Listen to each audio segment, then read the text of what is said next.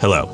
This is a conversation between me and DP Matt Porwoll about shooting B-roll. A lot of people lately don't like to call it B-roll because they feel like it somehow denigrates it. They like to call it scenics or evocative footage, but it's traditionally known as B-roll. And just because it's called B-roll, it doesn't mean it can't be as important and cinematic and key to the storytelling in your project as what would be traditionally called the A-roll, which might be interviews or verite scenes.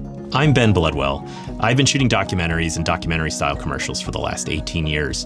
And recently, between paying jobs, I've started conducting these casual conversations with other DPs in the hopes that somebody watching may be able to glean some little bit of wisdom from the stories we share. If you want to know more about Matt Porwoll, you should click on this link. It'll take you to our full conversation. But if you just want to hear me and Matt talking about shooting B-roll, you should stay right where you are, because that's what we're about to do. All those things, all those decisions that you make right about framing a shot, lighting a shot, moving to get the subjects in the right light applies to B-roll too. You can't just like plop a camera down and shoot something. Oh, you can. You know, it's...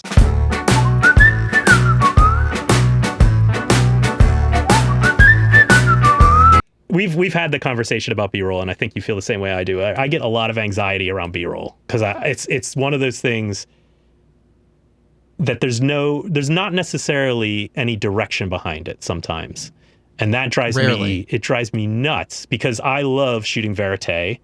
It's my favorite thing, and that's like I know what's like part of my job is to figure out what's happening here in this room and what's about to happen and be ready for it and to react. And then at the end of a verite scene, you're like, we've got this thing that happened and I know we got it. Or on the, occasion, I don't know if we got it, but with B-roll, it's like, do we have it? Like we need B-roll of Philadelphia.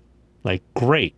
Is that skylines? Is it? Yeah. Do you need someone, rowing on the Schuylkill? Like what? And often they'll just squeeze it. You'll be like, we got 2 hours. We got to get B-roll of Philadelphia. It's on our list. And it drives me insane because it's like, that's an important part of this story.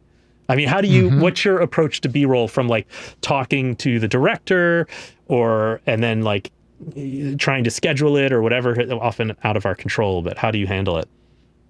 Yeah. I try to, because it's going to be an ask. And so I try to figure out as we're going through the schedule of the trip, or of the shoot, when can we preserve some time to do that?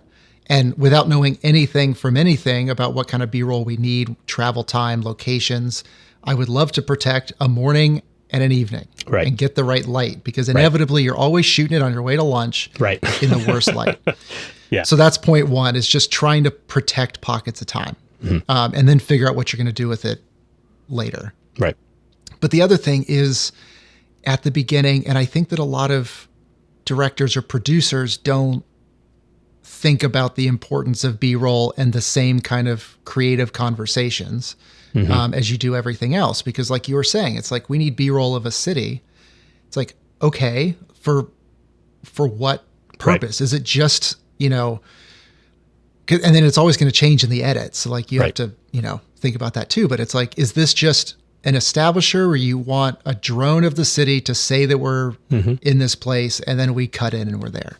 But then even with that, is it cutting into a morning scene, an afternoon scene, a night scene? Like, am I shooting the same shot 3 different times so you can play it a certain way in the edit?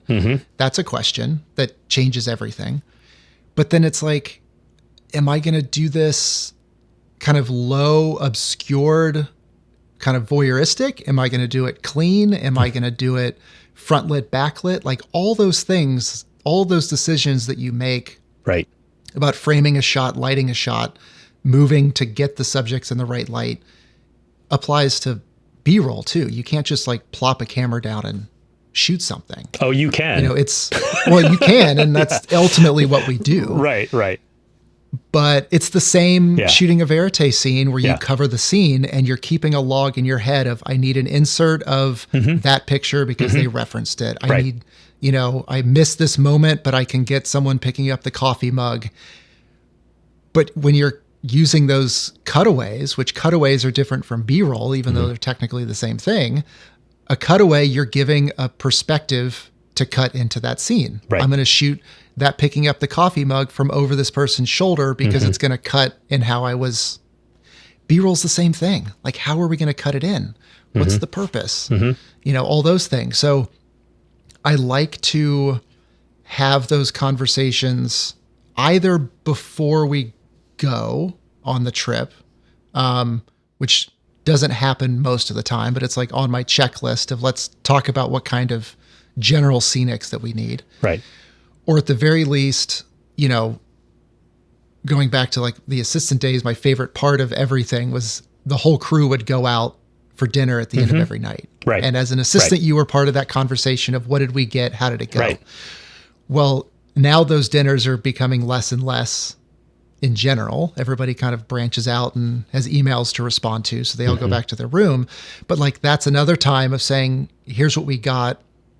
Now that the story's starting to evolve, what kind of B-roll would make sense? Like now I could really see after what happened today, a great shot of, you know, someone sitting on a park bench alone with the river behind them. Right. You know, that's not just a shot that you just would find. You have to go find it and go get it. So being able to consolidate your thoughts at the end of every shooting day to refine what your shot list is, either as a scene or as inserts, B-roll, you know, drone, whatever it is, you know?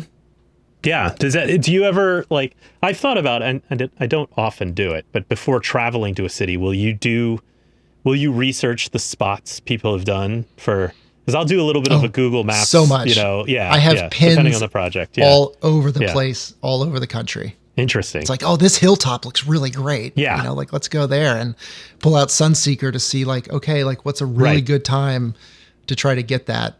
But then of course it again goes back to that schedule of like, oh, the places that look really cool that everybody goes to is like a 45-minute drive out of town. Right. And shooting at midday, it's really not worth the drive round trip and it's not worth the light. So like, but you have a just scrap it plan. That's the thing the thing with B-roll especially, but this could be said about documentary in general, I think, is like better to have a plan going in than just a vague, we got to capture this. Like that's my thing is like, we don't need to go through a list and get exactly these 5 things for B-roll, but if we have those 5 things, at the very least we can go get those, right? And then if in the process of doing that we see something else, we can still be like leave room for spontaneity and, you know, but if my pet peeve is when they're just like, I don't know, on the way between this location and that location, if you see something you really like, we'll stop. And it's always like, well, what do you mean we'll stop? Like, so are we on radio? And then every time I think I see something I might like, we're like pulling over and then I get out and be like, actually, it's fine. Get back in the car, you know? And I've done many minutes of production time have been wasted that way. I feel like it's like, no, if we pass something we like, note it, put it on the list. And then like at the right time of day, let's go back and get it, you know? That's everything is you have the plan that you'll never stick to. Right. It's always going to change. Right. But the point of making a plan is that there's a motivation behind those things when you actually have time to think about it. Right. Once you're in the field, you don't have time to think about much. Right. So it just becomes your script and your blueprint that you can then adapt to. Yeah. We got to hang out sometime soon. For real. We got it. Yeah. Let's make it happen. Awesome. All right. Well, this was great. Thanks, Ben. Thanks again. All right. Take it easy. All right. See ya. Bye.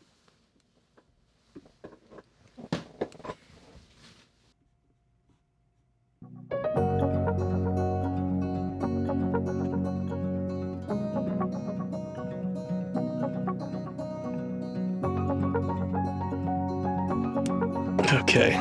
Seems to have worked. Oh. Do a little tail slate for me.